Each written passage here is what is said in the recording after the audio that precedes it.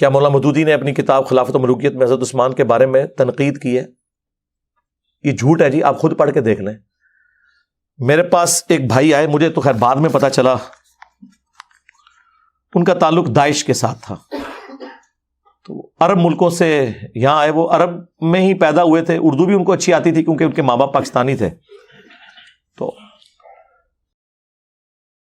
اور عربی ان کی ایک نیٹو لینگویج مان چکی بھی تھی، اور دنیاوی طور پہ پڑھے لکھے بھی تھے، انگریزی بھی ان کو آتی تھی. تو میرے ایک دوست کے ریفرنس سے مجھے ملنے آئے کسی کام کے سلسلے میں. تو آتے ہی انہوں نے یہ بات کی. یہ بات آپ نے غور سے سننی ہے، بڑی حیران کن بات میں آپ کو بتانے لگا، اور یہ میرے خیال ہے میں پہلی دفعہ آن ایئر کرنے لگا ہوں. آپ کی اس بات سے مجھے یاد آ گیا.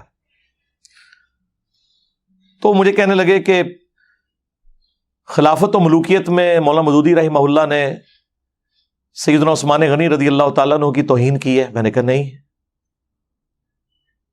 میرے پاس یہ خلافت و ملوکیت پڑھی ہوئی ہے، تو تم اسے پڑھو. میں صبح آفس چلا گیا، تو شام کو بلکہ رات کو کافی لیٹ واپس آیا. انہوں نے ایک دن میں اس کا میجورٹی پورشن پڑھ لیا تھا. وہ اصل میں جو اس کا چیپٹر ہے جو چبھتا ہے سب کو، خلافت راشدہ سے ملوکیت کا سفر جو ہے. تو جب میں واپس آیا نا، تو وہ صبح جو میرے ساتھ بحث کر رہے تھے نا، مجھے کہنے لگے یار مودودی صاحب نے تو جس طریقے سے یہ مقدمہ پیش کیا ہے، اس سے تو سافٹ انداز حق بات کا ہو ہی نہیں سکتا. ایون حضرت معاویہ ابن ابی سفیان رضی اللہ تعالیٰ عنہما کے بارے میں بھی انہوں نے اتنی سافٹ لینگویج یوز کی ہے، اگرچہ انہوں نے غلطیاں ہائی لائٹ کی ہیں، کہ اس سے سافٹ لینگویج ہو ہی نہیں سکتی. یہ جتنے لوگ ہیں نا، بس وہ جس نے میرے بارے میں کہہ دیا قادیانی ہے، حالانکہ جو قادیانیوں کے خلاف مہم چلا رہے ہیں ہم نے تو ان کی منجی ٹھوک دی ہے کہ تمہارے ابے بھی چشتی رسول اللہ اشرفی رسول اللہ پڑھا کے گئے ہیں، تو غلام احمد قادیانی دجال تو شاہی کوئی نہیں ہے. ہم تو ختم نبوت کے اوپر کام کر رہے ہیں. اچھا، وہ تو جب کوئی سنتا ہے تو پتہ چلتا ہے. تو مجھے کہنے لگا یار یہ تو مودودی صاحب نے تو بہت زبردست لکھا ہے. میں نے کہا سیدنا عثمان کے حوالے سے کہتے ہیں وہ جو کچھ انہوں نے لکھا ہے، اب تو خیر پوری تحقیق کے ساتھ خلافت و ملوکیت جو نئی چھپی ہے نا، اس میں پورے حوالے بھی نیچے لکھے ہوئے ہیں، اس میں بھی تھے، اب تو بہت تفصیل سے. باقی میرا کربلا والا ریسرچ پیپر میں تو 200 حدیث ہیں. تو مجھے کہنے لگا یار ایک مسئلہ مجھے آج سمجھ آیا ہے، جو میں بڑا حیران ہوا تھا. میں نے کہا کیا؟ وہ کہنے لگا کہ جب داعش کی فوجیں داخل ہوئیں عراق کے اندر، شام کے اندر نا، تو کئی لوگ جو ہے نا وہ حضرت علی ابن ابی طالب کے اوپر لعنت کرتے تھے انہیں خوش کرنے کے لیے.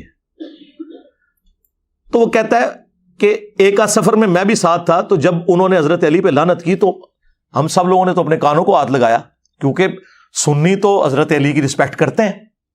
یعنی یہ آج کے جو سنی ان کو آپ بنو امیہ تو نہ سمجھیں.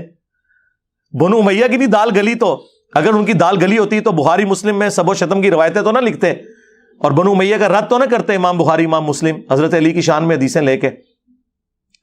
وہ کہنے لگا کہ ہم گاؤں میں داخل ہوتے تو وہ حضرت علی پہ لعنت کرتے، اور وہ لعنت کرنے والے کون؟ شیعہ. اور وہ کیوں کر رہے ہوتے تھے؟ تقیۃً. وہ یہ سمجھتے تھے کہ یہ بنو امیہ کے پیروکار ہیں. جس طرح بنو امیہ اپنے دور میں حضرت علی پہ لعنت کرواتی تھی تو لوگوں کو چھوڑا جاتا تھا، اور تقیۃً شیعان علی لعنت کر لیتے تھے. ظاہر سارے تو حجر ابن عدی تو نہیں ہوتے نا کلمہ حق بلند کرنے والے،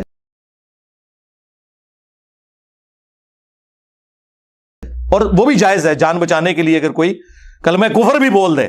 سورۃ النحل میں آیا ہے اور سورہ آل عمران میں بھی آیا ہے، تقیہ بھی کیا جا سکتا ہے، کلمہ کفر بھی بولا جا سکتا ہے اگر آپ کا دل ایمان پہ ٹھکا ہو. تو کہتے ہیں ہم بڑے حیران ہو، ہم استغفر اللہ پڑھیں کہ یار یہ کیا بکواس کر رہے ہو.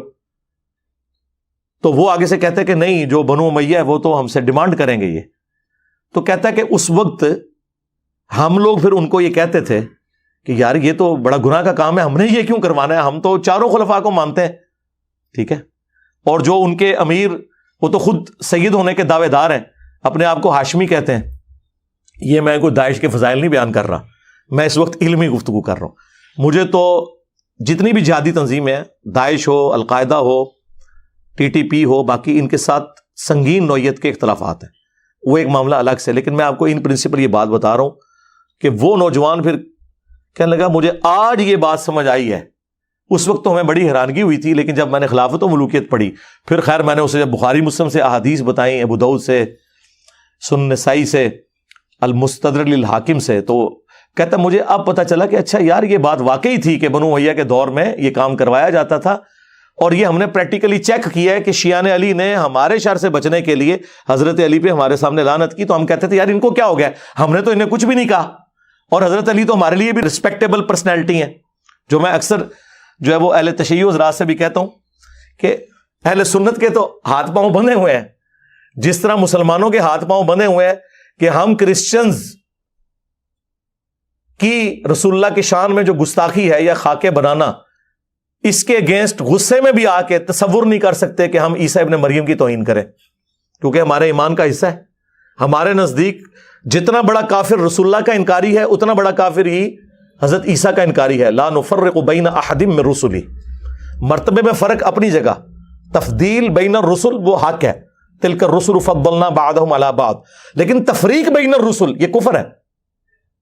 لا نفرق بین احد من رسلی، بلکہ سورہ النساء میں تو آیا جو اللہ رسول میں یا رسولوں میں بھی آپس میں فرق کر دے وہ بھی پکا کافر ہے۔ ہمارے ہاتھ پاؤں بندھے میں، ہم عیسیٰ ابن مریم کی توہین کا سوچ بھی نہیں سکتے۔ وجیہا فی الدنیا والآخرہ ومن المقربین، ہمیں کبھی وہم بھی نہیں آتا۔ بالکل اس طریقے سے اگر اہل تشیع کی جانب سے خلفائے ثلاثہ کے اوپر کوئی لان تان کی جاتی ہے تو ہم تو تصور بھی نہیں کر سکتے کہ ان کو غصہ دلانے کے لیے مولا علی علیہ السلام کے بارے میں کوئی ایسی بات کرتے ہیں، نعوذ باللہ من ذالک۔ وہ تو ہم اپنے ایمان کا حصہ سمجھتے ہیں۔ خلفائے ثلاثہ کے بارے میں کوئی حدیث نہیں ہے یہ والی جو مولا علی کے بارے میں صحیح مسلم میں علی سے محبت نہیں رکھے گا مگر مؤمن، علی سے بغض نہیں رکھے گا مگر منافق۔ یہ تو اسپیسیفکلی امام علی علیہ السلام کے بارے میں، اور مسند احمد میں حدیث، مشکات کے اندر حدیث موجود، اور فضائل صحابہ احمد بن حنبل کی کتاب میں کہ اے علی تیری مثال میری امت میں عیسیٰ ابن مریم جیسی ہے۔ نصارہ ان کے بارے میں غلو کر کے برباد ہوئے، اور یہودی ان کی توہین کر کے، اور پھر مولا علی نے خود فرمایا کہ میری وجہ سے دو فرقے جہنم میں جائیں گے اور دو گمراہ ہوں گے، ایک میری محبت میں غلو کر کے، ایک میری دشمنی میں۔ اور یہ سیم روایت اصول الکافی کے اندر بھی اہل تشیع کے ہاں پائی جاتی ہے، جو مشکات میں مسند احمد کے حوالے سے ہے اور فضائل صحابہ احمد بن حنبل کی کتاب میں موجود ہے۔ اب یہ الگ بات ہے کہ سنیوں سے جب پوچھیں کہ یہ جو محبت میں غلو کرنے والے ہیں کون ہیں، وہ کہتے ہیں شیعہ، اور شیعہ سے پوچھیں کہ محبت میں تو غلو کرنے والے ان کو تو نہیں، ظاہر ہے آپ ڈائریکٹ کہیں گے تو وہ غصہ کھائیں گے۔ انہیں کہیں کہ آپ بتائیں دشمنی میں غلو کرنے والے کون سے ہیں، تو وہ کہیں گے سنی، یعنی سنی شیعہ کو رافضی اور شیعہ سنیوں کو ناسبی مانتے ہیں، اور کل حزب بما لدیہم فرحون۔ لیکن حقیقت یہ ہے کہ دونوں جگہ غلو موجود ہے۔ کیٹاگوریکلی نہ تو سنی ناسبی ہیں اور نہ کیٹاگوریکلی شیعہ رافضی ہیں، تو لیکن جب وہ اپلائی کرنے کی باری آتی ہے نا، پھر وہ لوگ اپلائی کرنا شروع کر دیتے ہیں۔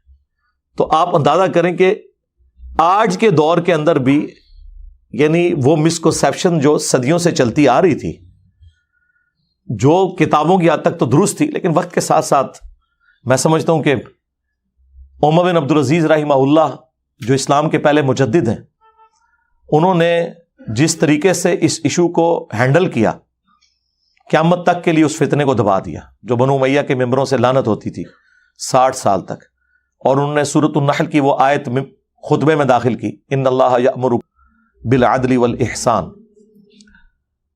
تو یہ بہت بڑا امت کے اوپر ان کا احسان ہے، حقیقت بات ہے۔ باقی تفصیل کے لیے آپ میری ویڈیوز دیکھ لیں اور میرا کربلا والا ریسرچ پیپر پڑھ لیں، اس میں ساری احادیث میں نے نقل کی ہیں۔ اور یہ جو تماشا لگایا ہوا انہوں نے کہ نہیں جی وہ تنقید ہوتی تھی، لعنت نہیں ہوتی تھی، تو مسلم شریف میں واضح الفاظ موجود ہیں، لعن اللہ ابا التراب 6229 صحیح مسلم کی حدیث۔ اور تقی عثمانی صاحب کہتے ہیں نہیں وہ بخاری میں ایک حدیث سب کی ہے اور سب کا مطلب تنقید ہے، حالانکہ وہی حدیث مسلم میں تھی، لیکن اس سے اوور لک کیا، یا اوور لک کیا، اگر اوور لک کیا تو بہت خطرناک ہے، یہ تو منافقت ہے، اور اگر جہالت کی وجہ سے کیا تو سرکار اب سمجھ لیں، لیکن نہ یہ اپنے مفتیوں کو جاہل ماننے کے لیے تیار ہے، نہ منافق ماننے کے لیے تیار ہے۔ مسلم شریف میں واضح الفاظ تھے، لعنت کے الفاظ موجود تھے۔ بہرحال مولانا مودودی رحمہ اللہ نے جس پیشن کے ساتھ اس چیز کو ہائی لائٹ کیا خلافت و ملوکیت میں سمجھتا ہوں اس کام کو اگر 4 چاند کسی بندے نے لگائے ہیں نا تو مولانا اسحاق صاحب ہیں رحمہ اللہ۔ مولانا اسحاق صاحب نے قیامت تک کے لیے رافضیت اور ناصبیت دونوں کے خلاف ایک بند باندھا ہے، اور الحمدللہ اس مقدمے کو میں نے ایک عام فہم انداز میں حدیثوں کی نمبرنگ کے ساتھ اپنے ریسرچ پیپر واقعہ کربلا کا حقیقی پس منظر 72 صحیح الاسناد احادیث کی روشنی میں، جس میں 200 روایتیں جمع کی، 72 میں نے شہداء کربلا کی نسبت رکھی، اس کے اندر پورا مقدمہ کلیئر کیا، جسے شوق ہو تو دیکھ سکتے ہیں۔ باغ فدق آپ کے مطابق مینیجریل ایشو تھا، لیکن اگر نبی الاسلام کے وارث نہیں ہوتے تو اس کے اوپر میں میرے بھائی پہلے بول چکا ہوں، میرا موقف یہ ہے کہ آج کی ڈیٹ میں ایشو ریزالو ہے۔ جن لوگوں کے ساتھ مولا علی علیہ السلام نے اپنی زندگی میں کمپرومائز کیا، یعنی خلفائے ثلاثہ، اہل تشیع کہتے ہیں کہ تقیہ کیا یا امت کے وسیع تر مفاد میں کیا، سنی کہتے ہیں نہیں دل سے کیا، دونوں اپنے اپنے موقف پہ قائم رہے، اینڈ رزلٹ کیا ہے کہ کیا، ٹھیک ہے۔ جن سے مولا علی کی دوستی ہے چاہے وہ کسی بھی وجہ سے، ہماری ان سے قیامت تک دوستی، اور جن سے آپ کی دشمنی ہے اور ان پہ قنوت نازلہ پڑی ہے، المصنف ابن ابی شیبہ میں اللہم علیک بمعاویہ و اشیائہ و عمر بن عاص و اشیائہ و ابا سلمی و اشیائہ، اور مصنف ابن ابی شیبہ کے اندر موجود ہے کہ میں اللہ سے امید کرتا ہوں کہ مقتولین صفین جو میرے مخالفین ہیں ان کو بھی اللہ معاف کر دے گا، اور پھر مقدمہ میرے اور معاویہ کے درمیان اللہ کی عدالت میں طے پائے گا۔ تو مولا علی نے معاویہ بن ابی سفیان رضی اللہ تعالیٰ عنہ کے بارے میں اس مسئلے کو، چیپٹر کو کلوز نہیں کیا، وہ چیپٹر آج تک کھلا ہے اور وہ کھلا رہے گا، اسے کوئی بند نہیں کر سکتا۔ جہاں پہ چیپٹر کلوز ہے اسے کلوز رہنے دیں اور اتحاد امت پہ کام کریں۔